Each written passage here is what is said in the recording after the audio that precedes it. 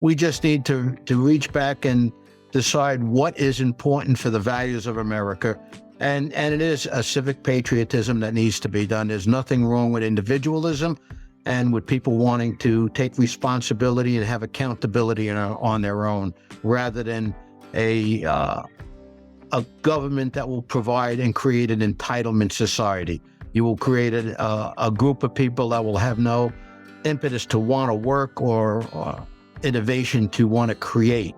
And the creation in our free society is what will pull us out of many of the problems and build a better mousetrap. Hello and welcome to Along the Way Life's Journey. I'm your host, Carl Buccellato. I have a very special guest tonight, folks that you should know by heart by now, because I have two men who have been on the show before and so impressed me. I thought it would be great if the three of us got together, three old curmudgeons from Brooklyn, sharing almost 300 years of experience. So we come with you with our guests from episode 8 first, Ed Pozzuoli, a dear friend of mine, a very deep thinker, and one of the brightest men I've ever met, really. He's a builder, an entrepreneur. He's done many, many things. Ed, say hi to the folks. Hello, everybody, and thank you, Carl, for hosting this. And I'm looking forward. Dr. Huyler is an old friend. Obviously, we went to high school together, and I'm looking forward to our participation in this, and hopefully we can solve the world's problems today. So good morning, everybody. Thank you. Maybe we'll make a scratch on it. Our second guest is Dr. Jerry Huyler, PhD, and he's from episode 26, and he is a remarkable guy. He has been a professor at the university level, and he cheats a little bit because he's also a DJ, and he's learned how to reach the young people through music as well as academia. Jerry, say hi to everyone. Hi, everybody. That's a fair introduction, Carl. Okay. So we're going to chat a little bit today. We're just like three guys who hang around having coffee together, and occasionally we say, what is wrong with this world? Don't they see the obvious?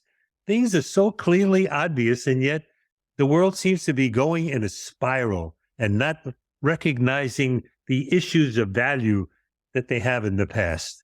And that's part of the things we're going to be talking about. We're going to start off a little bit by talking about the status of our country. The country, as we all know, has been involved in major changes over the last 10 years, 20 years. Ed, what would you like to say about that?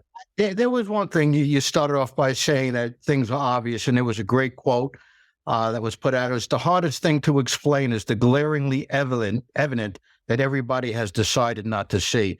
And I think that's what's happened in today's world is if people don't know things or they've turned off their minds to viewing things, they can't attempt to rationally look at and assess the situation for what it is. So they have a lot of disinformation, misinformation, or no information. So just wanted to throw that quote in there. Yeah, I think that's true. And I think that people, unfortunately, have become lemmings. They're tribal believers and tribal followers, and whatever the mainstay of their selected group is, they seem to follow it to every extent of the word. Jerry, what were you going to say? That has a lot to do with it. What I find most disturbing on the American people, and ultimately it's the American people who are either going to rescue the country from the oblivion we're headed towards or not. And what gets me is Americans have no political self-respect. A person with self-respect does not allow himself to be abused, used, or taken advantage of. Any family that's paying upwards of 50% in combined federal, state, and income taxes, payroll taxes, property taxes, sales, utility, and capital gains taxes is definitely allowing himself or herself to be abused by the government. And yet nobody understands that what they earn is their own.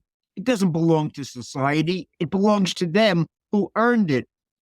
And yet they believe that Congress has the authority to redistribute all the money in the world it pleases.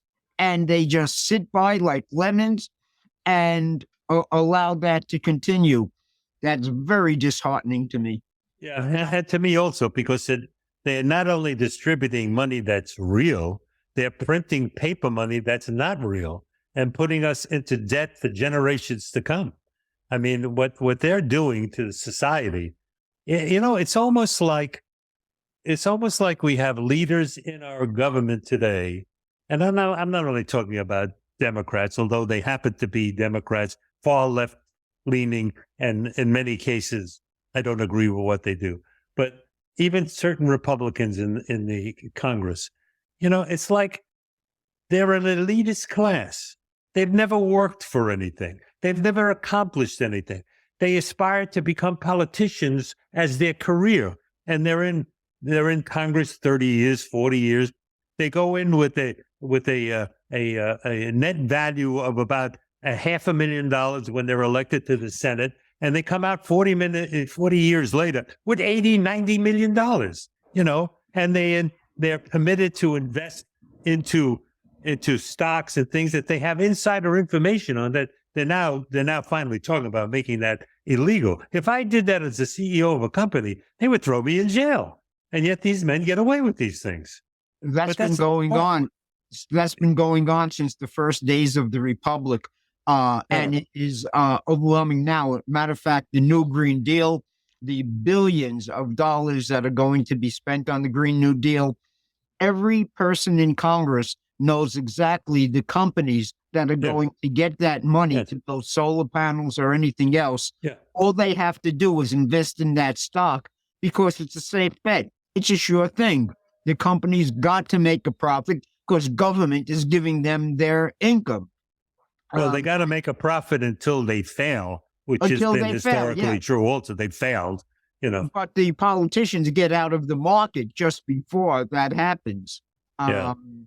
It's corrupt as can be. It's sick. And the fact that the American people let it go on is very discouraging. I agree wholeheartedly with what Jerry says, but I'd like to take it back a little further. I think the original cause, and for all of recorded history, certainly for the last several thousand years, man has been divided into masters and slaves, or haves and have-nots. That's been the accepted way of man to live within a society. Yeah. America just seemed to get in the way, as Jerry said at the beginning of our republic, when men like John Locke and Montesquieu and others from the Enlightenment period got together to intellectually form, the theory of rights and what our country and our republic is based upon. When that was found out that could be abridged, and Jerry is an expert on this, coming from the days of Hamilton, with seeing how to utilize the government to get the benefits of some over the other in the world of business, which started as very minimally invasive, has become part of a way of life, and that is fascism. And we're living in a more fascist society today than a free capitalist society. Yeah, but if you say that publicly, the majority of people think fascism means Nazism, or that means, the Italian version of fascism. They don't realize that fascism is a combination of a relationship between select corporate entities and elites in the government, and that's really what fascism is about: controlling people over controlling the economy through the use of legal force, through governmental force. Well, it's a lack of respecting individual rights. It's a form of collectivism, and both Marxism and Nazism are identical from that. Right. So they don't identify it as such here because we still say we're a capitalist country. We still say that we are people who have certain rights and free rights. Unfortunately, those rights are being peeled away like the skins on an onion every day. We have less and less rights. That now they're into censorship and into controlling what we say, and there's no denying that they're emphasizing that there's an elitist global group that will end up controlling the world. And part of the things that's kind of scary about that, you hear Bill Gates talk about how this is necessary for the preservation of mankind on Earth. And they keep saying over and over again, the Earth is overpopulated. that the Earth should, and for its purpose, should be populated by about 2 billion people so that they can be the server class. Well, we're already at 8 billion. What do they expect to do with the 6 billion in between? That sounds like the biggest Holocaust ever. I can't imagine what would be the result of that. Well, the thing that I think is going on today most is that the ruling class is bent on controlling the thoughts and the words of people. This thing where every transaction over $600 is going to be reported to the government. That's one thing. Another thing is that the government is going to control everything that is said, and anyone who says something that dissents from official government policy is going to be targeted, just like Giuliani was targeted, Trump was targeted, everyone else who supports Trump are targeted by the FBI, Taibbi now. That's what's going to happen, especially if the government gets their 87,000 new IRS agents. Yes, right. Which I haven't heard what's happening with that. I don't know if any money has been appropriated for it, but that's the beginning of the end. The only thing I'm hoping is when the white glove of the welfare state comes off to reveal the black hand of the police state, that Americans will finally stand up and say, "Not in my country, you don't." Well, if we're not frightened about that already, with the politicizing of the FBI, the CIA, the Department of Justice, we should be scared stiff over this already. I mean, clearly this has been going on not only in this administration, but this has been going on for 20 years, 30 years. It's been getting deeper and deeper into the deep state. Yeah. It's been going on a lot longer than that, Carl. And you had mentioned that the Democrats have been obviously the main participant, but the Republicans have also been supportive of many of the deep state tactics. When Lois Lerner under Obama's administration was found guilty of violating the rights through the powers of the IRS, various conservative groups or the Tea Partiers, there was nothing more than a simple financial reward that was given to them. Nobody went to jail. Nobody was censored. She was allowed to retire. Now, fast forward to today, and what Jerry just said is extremely important. You see, reported yesterday that while Matt Taibbi was on the stand testifying, the IRS agents appeared at his house. Yeah, raided his house. That's a direct threat of force, and that is fascism. That is the police state that's there, and that's prevalent under any kind of dictatorial, totalitarian, collectivist society, no matter what you define it as. Right. And I also have to say that even while I believe it's been exploded in the use by this new Democratic Party, which is not the Democratic Party of 100 years ago, but it is the Democratic Party leaning extremely left. The first time that I became so aware of it was at the Watergate situation. You know, the Republicans were involved in that, and they used the FBI and they used the CIA to cover up crimes from the White House. And it was only because they were revealed by a free press, which we no longer seem to have. There's no press any longer bringing things to light to make people angry enough to react to it.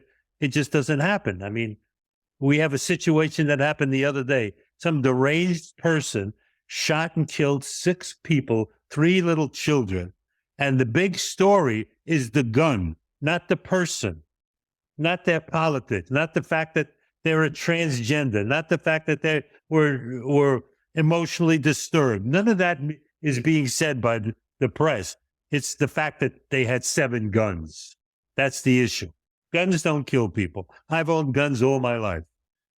And I think the thing to watch out for most, the next step in this bullying fascist state that we are heading toward, is the fact that the government is about to end the use of cash and go to a digital currency, Yeah. not the cryptocurrency that is in use by private companies now, but government-run, government-recorded currency.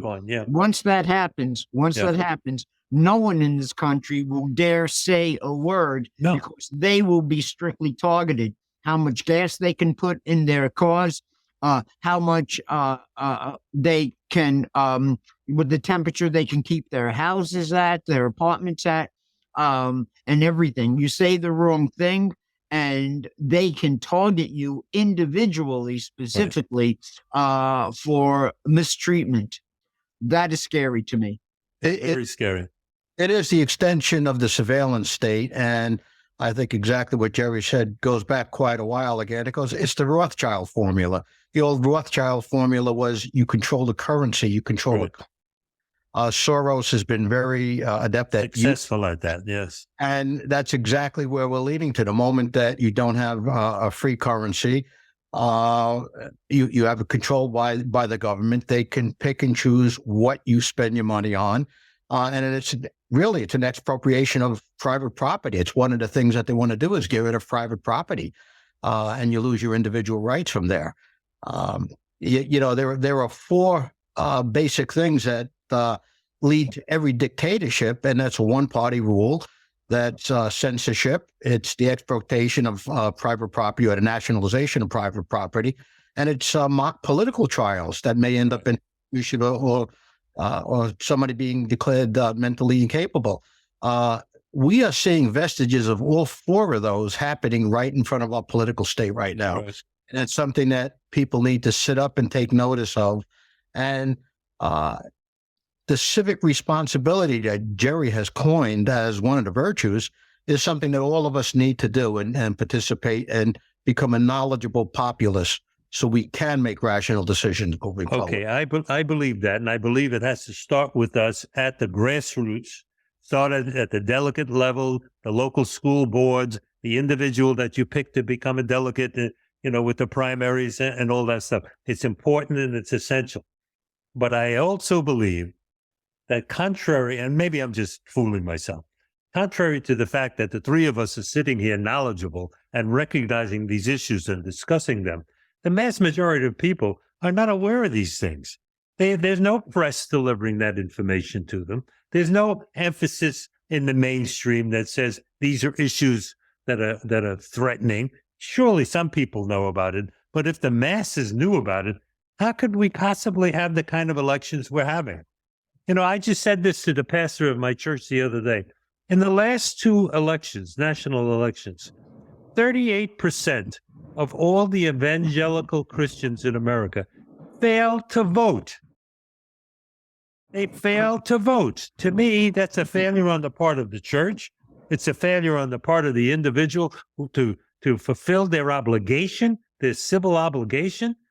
We could have changed the face of this country if they came in and issued their votes for the type of people that followed and continued with values that were important to them.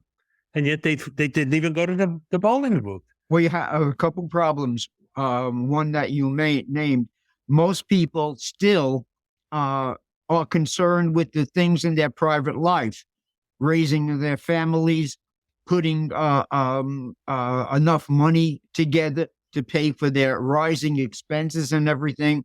They don't understand that we elect the people who write the laws that create the conditions in which we all prosper or perish. But even those who do understand that, who do want to participate intelligently in the political process, they are bombarded with propaganda from the mainstream media. No one gives them a chance to learn what's going on because the media buries a story or puts a slant on it that makes it a non-story. And the same 18 million people are tuning into Newsmax or Fox News, and that's not enough to affect any election or change the country. That's not enough with 360 million Americans. That's not enough at all. Yeah. But I do think... And Ed, if I may continue, one other point that I think that's very important and very disheartening is the fact that every year a new cohort of young Americans gain the right to vote every year.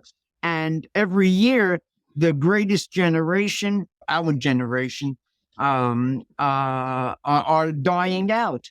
There are fewer of us who are patriots, and more and more people coming out of high school and coming out of college, especially, are gaining the right to vote at 18. And even if they wanted to learn the truth, there's no one who can tell it to them. Who's going to teach it to them? They go into school. That's right. And they go into schools having been raised in a family, and they're reasonable human beings. They come out 4 years later, and they're completely different. They've been brainwashed into being entirely different. I always said, you go to college to lose your common sense. And that's the result of modern philosophy from Descartes forward, who totally corrupted the process of education and research. And on top of that, you have political correctness, so that anyone who does think independently is threatened with social ostracism for expressing their point of view. Like at Stanford University last week, when the guy wasn't allowed to speak because of the students interrupting and the dean supporting the students and getting on the bandwagon. I don't know where freedom is going to come from anymore. And that's at a Stanford law school, by the way. Yeah, one of the top law schools.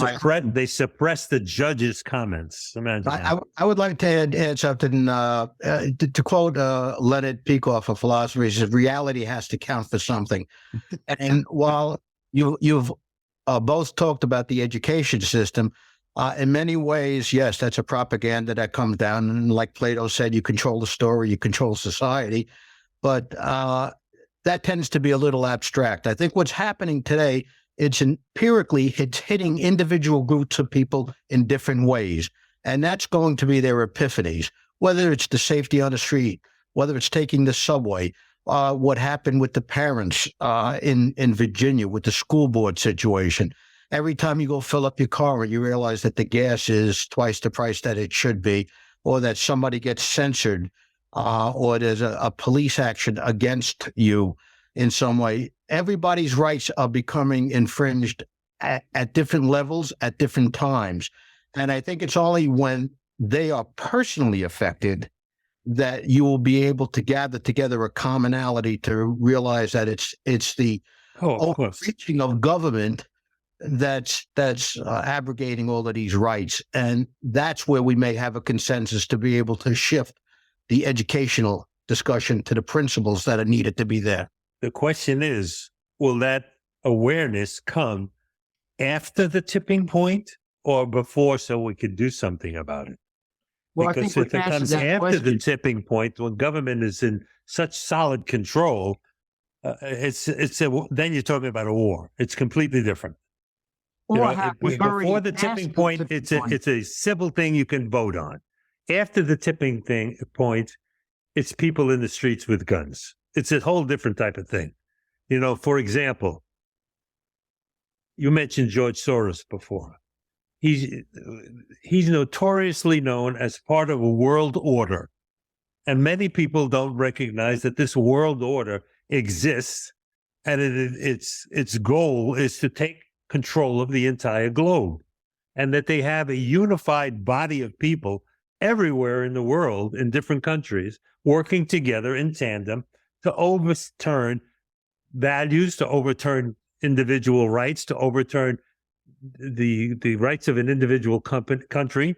As an example, I was watching on the news the other day, these riots that are taking place in Israel. The extreme left-wing group in Israel, they're being sponsored by George Soros, who's adamantly anti-Israel, anti-Semitic, even though he's born a Jew. He's anti-Israel, anti-Semitic, but he is pro-world order. And why he's sponsoring that is to bring pressure against the BB government over there and get them thrown out.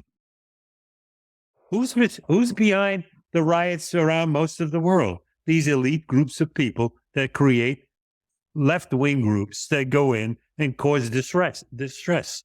I wish I could see a flow chart. I've become aware of this.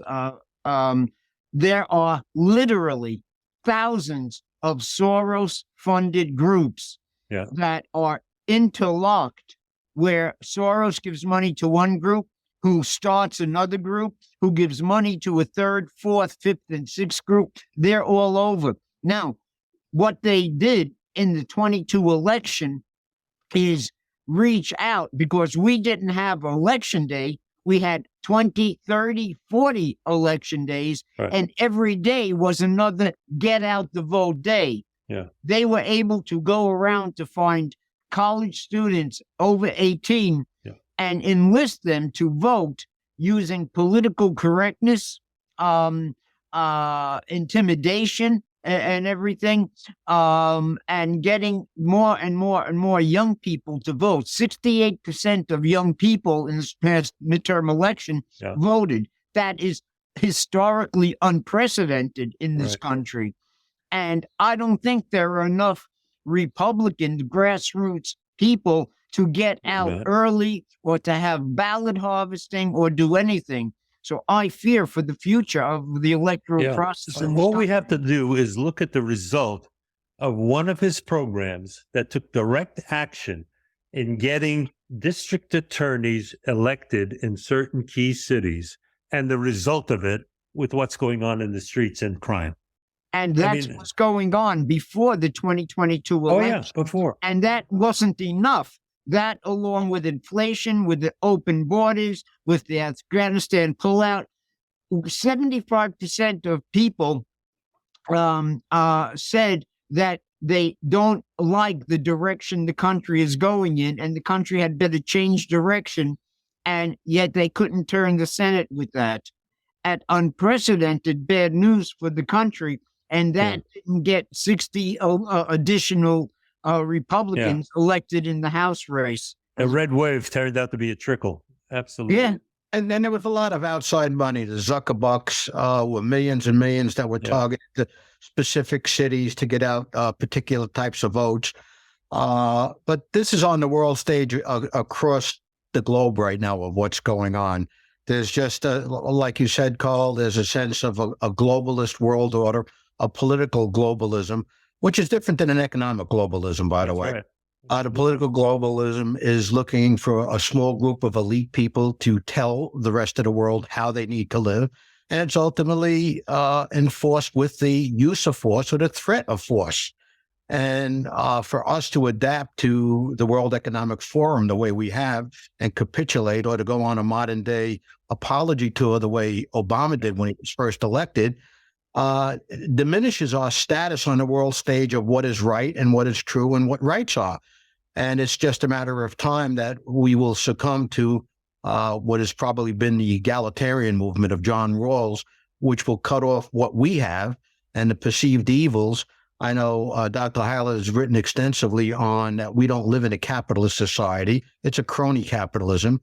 True laissez-faire capitalism hasn't existed in its full, but to the extent that it has, that the societies have prospered.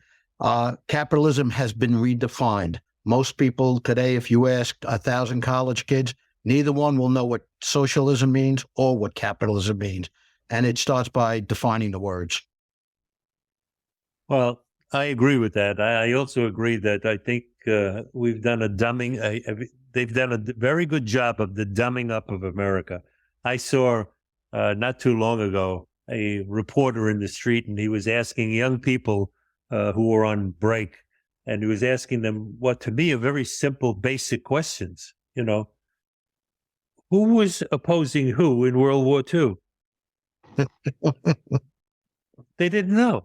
They don't even know Free was in. They didn't know. They had no idea. They had no idea, you know, how many states we had. He asked a simple question: how many states are there in the United States? They didn't know. Now, these are people who are in college. How the heck did they get out of grammar school, let alone get into college? And now we've had this pandemic, and children have been sent home, and they haven't had the opportunity to be educated. And now 28 states in this country, you have children that cannot read up to standard level or math up to standard level. In any of their schools, 28 states. Talk Jerry, about the dumbing down of America. you had a great quote by Bertrand Russell. I don't remember it off the top of my head, but why don't you repeat that? I think that's very apropos of what he's saying about college. Men are born ignorant, not stupid. They are made stupid by education. Bertrand Russell. That's true. That's in true. the history of philosophy. That's true. You know, if you ask people, would you rather be stupid or ignorant? It's amazing how many times they say they'd rather be stupid because they think ignorant is worse. It's just uneducated. If I may pose a hopeful note, first of all, the mama bear phenomenon, the parents who are concerned with what their kids are not learning in school and what their kids are learning in school, attending the school board meeting, running for their local school boards. Absolutely. That is a very encouraging sign, especially so many are suburban moms who form such an important part of the Democratic electorate. And also my hope has always been that Americans will remain apathetic as long as they can. But when their backs are against the wall, when push comes to shove, they will wake up and say, not in my country, you don't. Now, that optimism, that little bit of optimism was shattered by the 2022 midterm election. Yeah. And my awareness of how the Democrats managed to pull it off. However, what the government is planning now in the future, we can't eat steak. The ranchers have to go out of business, just like 11,000 oil energy industry workers couldn't pursue their happiness. They didn't have the right to pursue the pursuit of happiness because the government shut them down by executive order. The pipeline construction industry shut down by executive order. If enough people suffer hard enough, they might begin to wake up. And don't forget, my most encouraging statistic is that only 40% of Americans attend college. There's still 60%. Very important. That is very important. Who have never been to college and are available to wake up. But I don't know, Carl, if we've passed the tipping point. Well, it's an interesting thing you say, because one of the things I had on the list to mention that I sent to you, I saw the other day that the doomsday clock is at 5 seconds to midnight. I can believe it.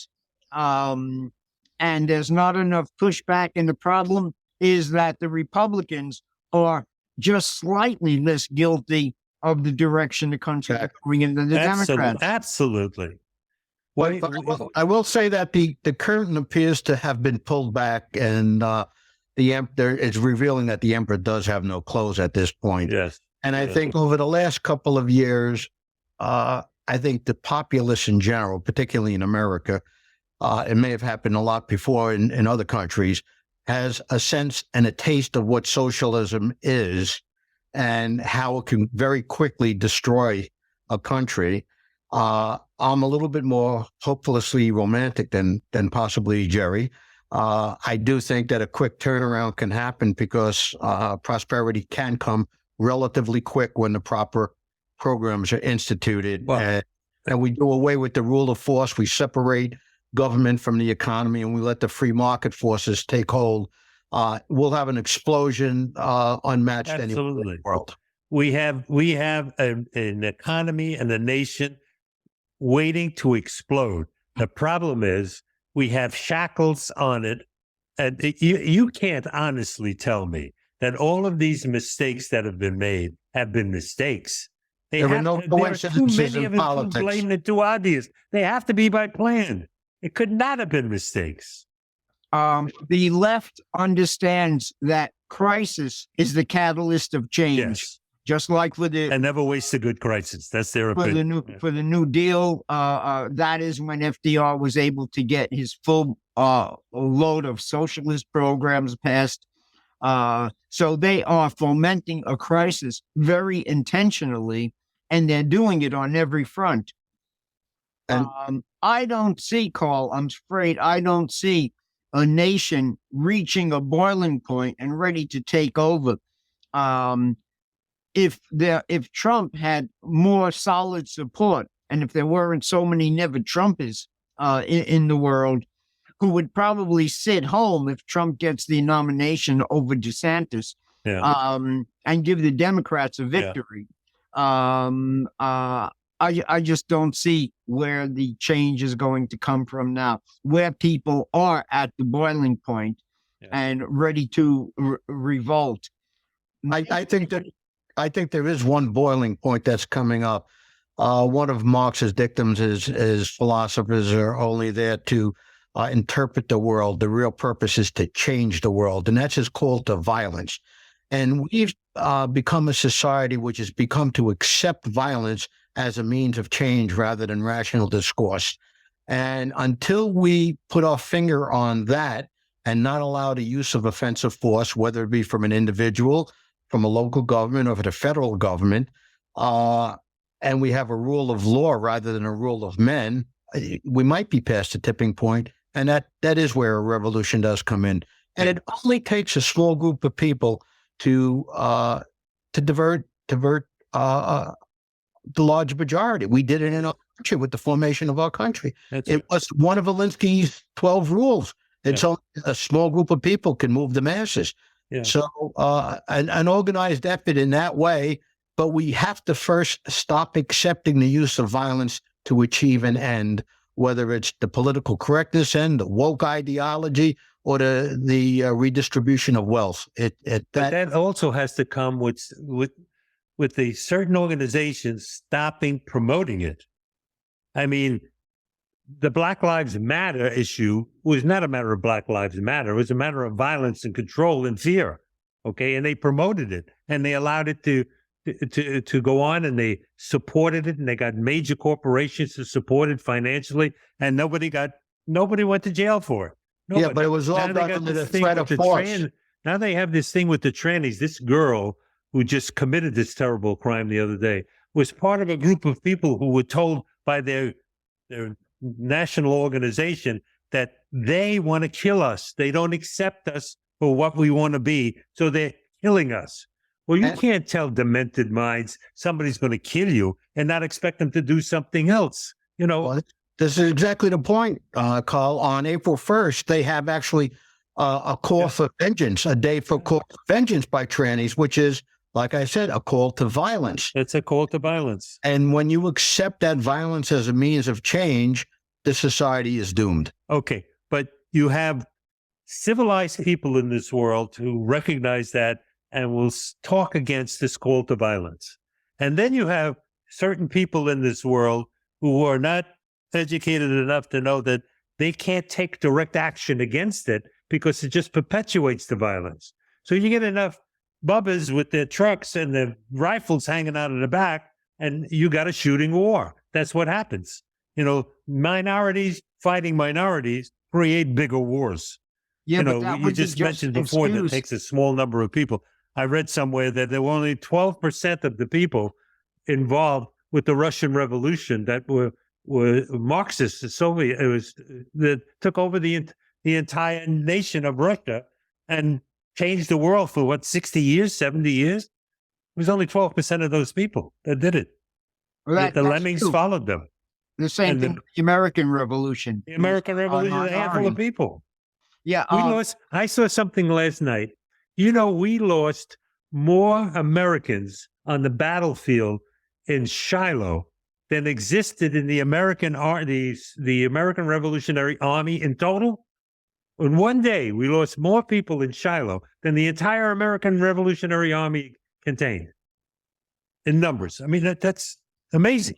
When patriotic Americans wake up, if they attempt to use any force, that will be playing into the hands Absolutely. of woke progressives because just like January 6th, they will use any excuse to paint patriotic Americans as violent revolutionaries and crack down.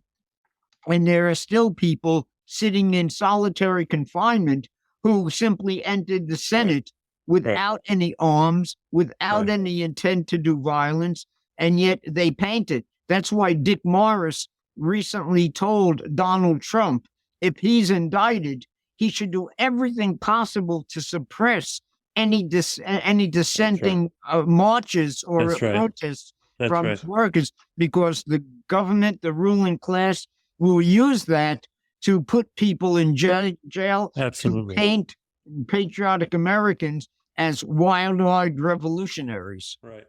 You know, under the Orwellian way of changing language, the leftist Democrats have been very successful in moving from targeting the personality of Trump and then aligning it with the MAGA movement, and then brought it up to the Republicans in general, and then moved it over to white supremacy. So they've villainized the whole part of the country. Right. They've alienated, they've created you pick our side or their side. And it's very much reminiscent of what happened in Europe. I just finished watching a brilliant series called My Brilliant Friend, which takes place in the 50s and early 60s in Italy, outside a very poor town. And the two factions were Nazism and communism. They're both false alternatives, but it's basically pick a side. Our side, it has to be pro-American or anti-American, and it has to be based upon some very binary principles that have been lost over our recent generations. We need to return to individualism. We need to define what capitalism is. We need to respect the rights. We need to respect the rule of law. We need to have a blind judicial system. Growing up, I always thought the Justice Department was immune to any of the politics, but yet I'm coming to realize today how naive I actually was. And to go back one brief time when you talked about the journalism with the Watergate papers, I recently come to find out that it wasn't quite free journalism that exposed the Watergate papers, that it was actually given to Paul Woodward he worked in naval intelligence, who exposed to get rid of Kennedy, because Kennedy wanted to come out and get the facts about the Kennedy assassination and the involvement of our government. So they put Gerald Ford in. They got rid of Spiro Agnew. They put Gerald Ford in. Then they got rid of Nixon, and all of a sudden we had an unelected president in charge of our country that was being controlled by the puppet strings behind the unelected bureaucratic state. Hey, take a look at what you have now. You have a man who has cognizant issues. You have a woman who's totally incapable, and her own party wants to get rid of her. You could end up with a non-elected president again. Well, Fetterman may step up. You never know. We already have an unelected president. I think his name is Barack Obama. I think that's right. Pulling the strings. I think that's right. Do you remember that when he ran for his second term, everyone said he'll never get elected. We had so much financial problems. We had so much, racial discord going on under him. So much embarrassment of what he said on his world tour of apology. Everybody said, "Oh, he'll never get elected." How did he get elected? He got elected. He got elected. Well, I think a large part of that was the guilt of the American people, but he was very charismatic, and you can't take that away from Barack Obama. And that they're trying to lay on Trump that his personality, he's got personality disorders and whatnot. We had a very articulate, intelligent, quote unquote, Barack Obama, who was black, white, Christian, Muslim. He was a friend to everybody. He was a cultural icon. He was a cool guy. He had tremendous appeal. But, he did say, "I'm going to fundamentally change America." He also said, "We are our brother's keeper," which is basically one of the fundamentals of communism. Yeah. And he also came out when he was elected and said, now it's been shown that the invisible hand of the free market has failed, and it's time for the wisdom of the government to direct the economy. Now, those are three very totalitarian, collectivist, Marxist views, And we are seeing them played out just a short 10 years after his election. If we don't identify that, we can't possibly hope to change it. So the identification is coming out daily in the newspapers and the discuss that the flyover people are having right now. And I think tired of the elitist ruling. And just what John Kerry came out the other day and said we need to work with Russia and China and not get caught up in the smaller issues of the war of Ukraine or of the indecencies that China is doing. And we need to gather together because the more important issue is to change the planet and save the planet. That goes back to what Jerry said. It's moving over to the Green Deal as being a controlling mechanism for a small group of people to assert their control over the globe. That's why Macron is under Trump and having problems right now. They're rioting in the street against him. Yes. And he may very well have to resign because he's exactly that image of what they're trying to accomplish. Same thing. How that happened is utterly beyond me. The Green New Deal is a complete hoax. There is not a thing to it. The planet is not in danger of imploding. The seas haven't risen. And recently, Tucker Carlson did this, and there are other places I've read. They've listed all of the dire warnings that have been made since the problem of global cooling in the 70s. Right. And the list is so long, and the dire predictions of imminent doom if we don't stop using fossil fuels. And now if we keep eating steak, if we use gas powered stoves and air conditioning that they want to take away from us, it is getting very, very bad. And how this global climate change thesis ever got to the point where it's dominating public policy is beyond me, because there's not a thing to it. No. And there are some scientists who are coming out dismissing the global climate change theory, but you don't read about that in the mainstream media. No, and if you will, they'll be identified as radicals or crazy, just like they did with the pandemic. I'd like to follow up on that, but there is, I just finished a book by Alex Epstein, which is Fossil Futures. He just testified in front of Congress a couple of weeks ago. I would say it's the most comprehensive. It's called Fossil Futures. And he lays out the most scientific, logical way of the way that the information is being slanted and what the real facts are.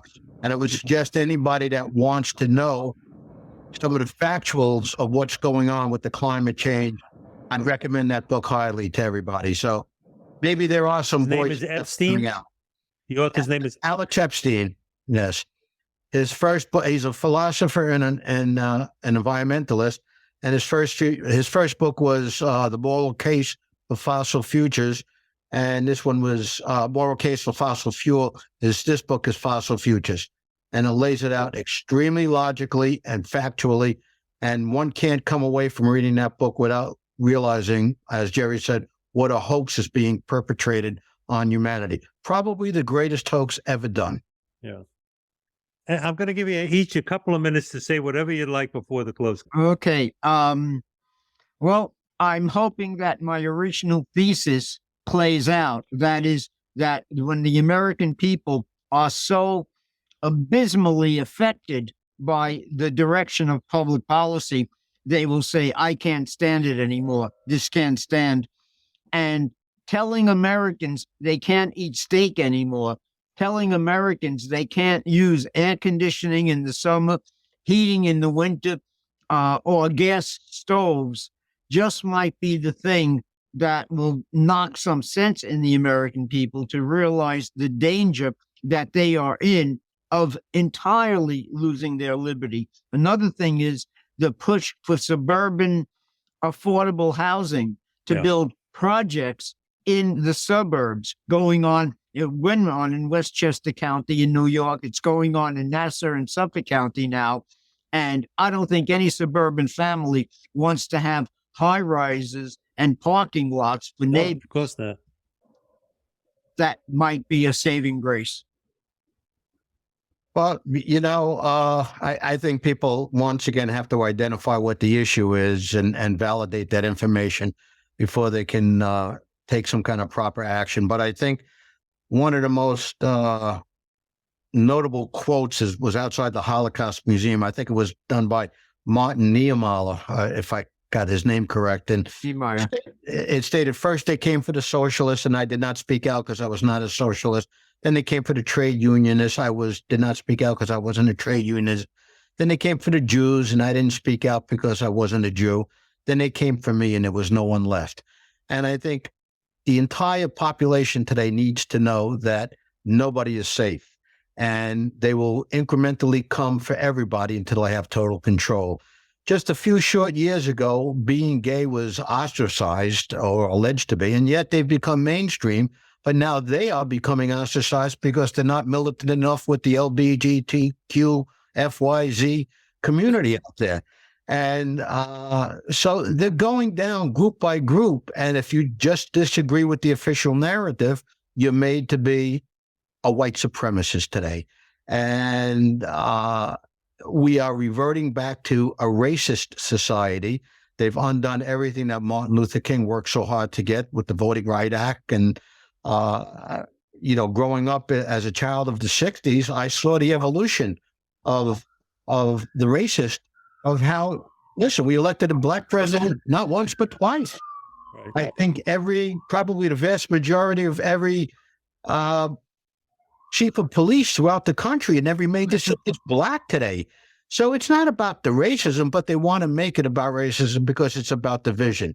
And when that fails, they will make up new terms for racism. Right.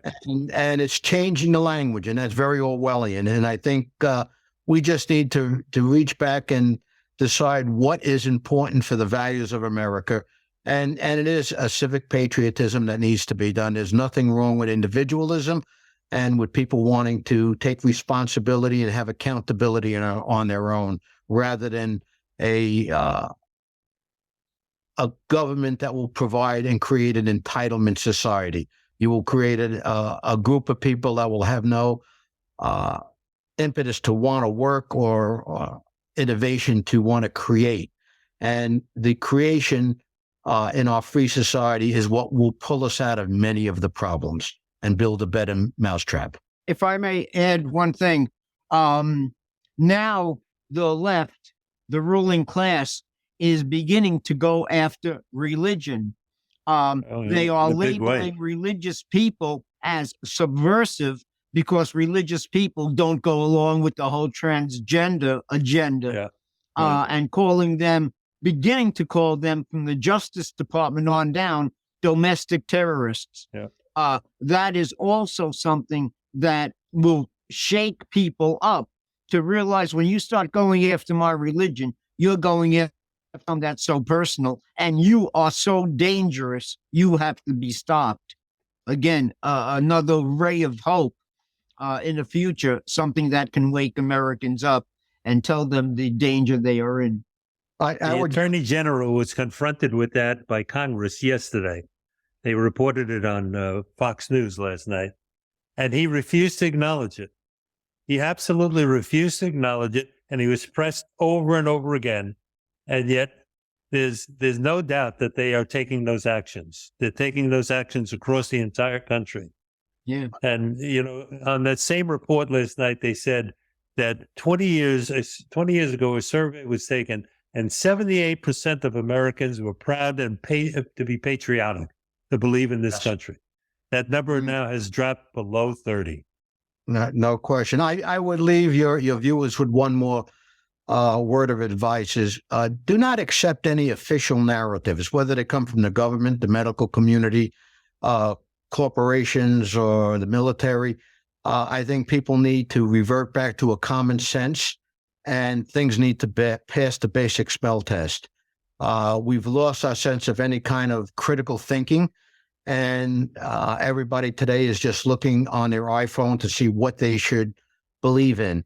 And once we start doing that and lose the sense of thought, all I could say is just don't believe what you're told. Question with boldness, as Jefferson said back in the day.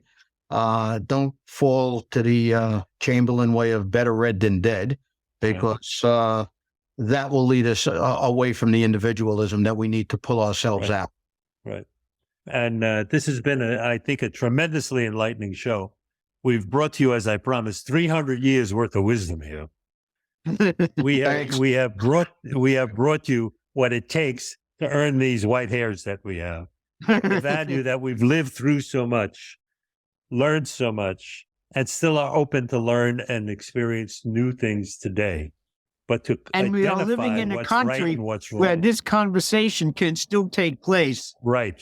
We can safely speak out like this. Yeah. It may not be forever. So I encourage you, get involved on your grassroots. Know who your candidates are. Know who's in your, especially your school board, who's teaching your children. You're giving up your treasures to these people. Make sure they're the kind of people with the kind of values that you want to encourage your children to hear. Get involved. It starts on an organic local level, and civic responsibility is a virtue. Absolutely. Stand up and be proud to be Americans. So that's it for today. I remind you, I bring a new show every Wednesday morning with great people like this. These are my dear friends, and I hope you appreciate them. Their contact information is going to be in the show notes. So if you want to write them, please do. If you want to get in dialogue, please do. And if you'd like to make any comments about this show, if you have any any corrections or anything that you'd like to debate, write in and let us know. I'll be happy to have you on the show. We'll talk about anything. We're a free society. We'll talk about anything. And I will be glad to answer anybody and have a discussion. I want to make quick mention that Dr. Huyler does have on Quora. Maybe you want to tell him briefly about it for people to get to that, because he answers questions so succinctly and very quickly that the layman can understand in the principles. So, Jerry. Quora.com, Quora.com, and anybody is invited to ask questions. I get well over 1,500 questions asked of me per week, I'm told by Quora, and I do answer them off the top of my head. But because I've been doing this for so long, what comes out of my mouth or out of my keyboard is usually something worth paying attention to. Thank you, Wade. I'm sure it is. Thanks again, gentlemen. Thank you for being on the show. Guys, thank you for coming and joining us. I want to remind you all, as I said, and I tell you every Wednesday, it sounds trite, but it's not. Take it from me, this big bear hug of a guy from Brooklyn. Love somebody today. Tell them how important they are to you, especially your children. Wrap them up and tell them how important they are to you. And tell your story, because it's so important for everyone to hear what you have to say. Because when you're gone and it's over, it's over. The wisdom goes with you. Tell your story. Thanks, folks. Well said, Carl. Thank you, guys. Thank you. Thank you for everything. Thank you.